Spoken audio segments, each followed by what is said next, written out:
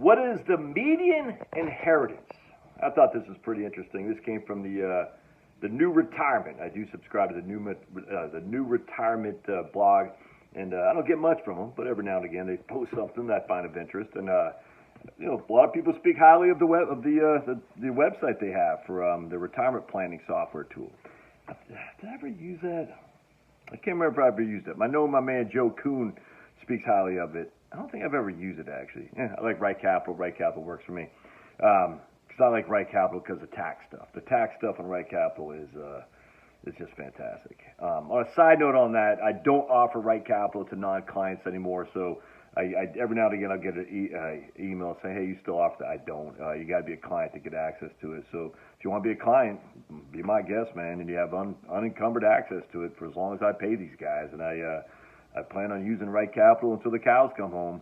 When do the cows come home?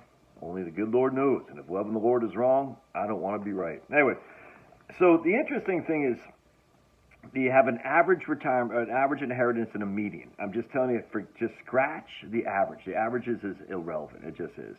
In fact, New Retirement in their blog, they actually say a pretty interesting thing. They say, for every $1 that the least wealthiest get, the highest wealthiest get 4,447 or something like that.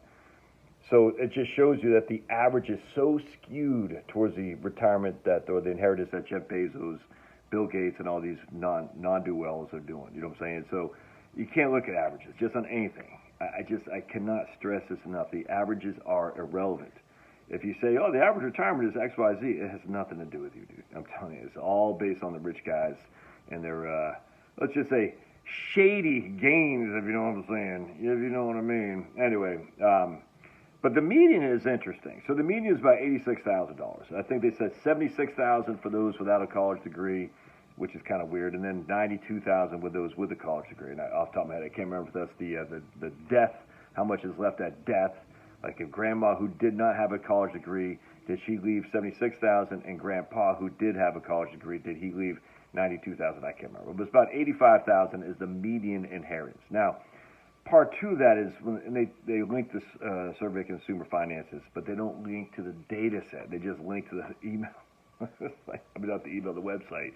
So they say, according to the survey of consumer finances, the median inheritance is this, that, and the other. And you're like, all right, sweet. Here's the link to the survey of consumer finances, but it's just to their basic website. I was like, dude, come on. Please bring us to the page so I can look at it. Oh, my goodness.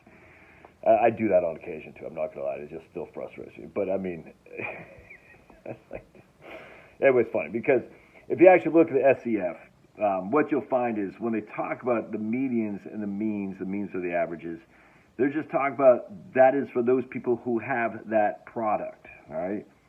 And so for the people who received any inheritance, the median inheritance, and again, median simply means 50% of the people have more, 50% of the people have less. The median inheritance is roughly $85,000 for the people who have an inheritance. Now, I can't go into the SCF because they didn't link to this data set they're using and see how many a percentage of people who actually had an inheritance. I can't see it. Unlike, you can go to the percentage of people have debt, percentage of people have a home mortgage, percentage of people who have a 401k plan. You can look at that for the survey of consumer finances. You know, say you got 100 people. Percentage of people who have a 401k, say 82%, something like this, probably about 65%. So of those 65%, what's the median balance on your 401k? All right, and that means inherently those 35% of the people who don't have a 401k are not included in that data set because it says explicitly, if you just read the fine print at the bottom, the medians and means are based on the people who actually have that product. Thus, if you don't have the product, you're not included. And so this case, I'm sure it didn't say because I couldn't. They didn't lead to the data set. They just led to the front page. But I'm sure it's the same thing. So of the people who received an inheritance, the median inheritance was $85,000. And I'm telling you, man, there's been this for as long as I've been a financial advisor. The great wealth transfer. We've been talking about this for decades now. About the baby boomers dying off. They have so much money they're going to leave it to their kids. And look, when my grandma died, she left me $200,000, and that's what we used for a down payment on the house we have there in Georgia. Could not have come a better time. And the only reason she left it to us is because my uncle had done quite well, and he said just basically take care of the grandkids, and it's just such a blessing for me. And, just thank you, Grandma, Grandpa, and Grammy, and my uncle for doing that as well. And my other uncle did the same thing. It just was great, and I need that money. I just had 4 young children. You know what I'm saying? I just started a job in Georgia. We didn't have that much equity on our New Jersey house. We sold it. We would have got by. Don't get me. It wasn't. We were a hell of a lot better when we moved to Georgia in 2013 than we moved to Texas in 2008. Let me tell you that. So we needed that money, but I mean, the money came in handy, but we didn't need it as much as we did in 2008. And it's just the way it is, man. 2008 it was tough, and 2013 it was less tough. And now look, I mean, I got tons of equity in my home, and if it wasn't for my grandma, I mean, I don't know where I'd be. You know what I mean? But that helped a lot. That's $200,000. I'm fortunate, without question, and I'm not blessed any more than anyone. I mean, because we're all blessed, regardless if you got inheritance or not. But there won't be any inheritance when my mom dies, and there wasn't any inheritance when my dad died. You know what I'm saying? So that was basically I basically, that's what you want too, by the way.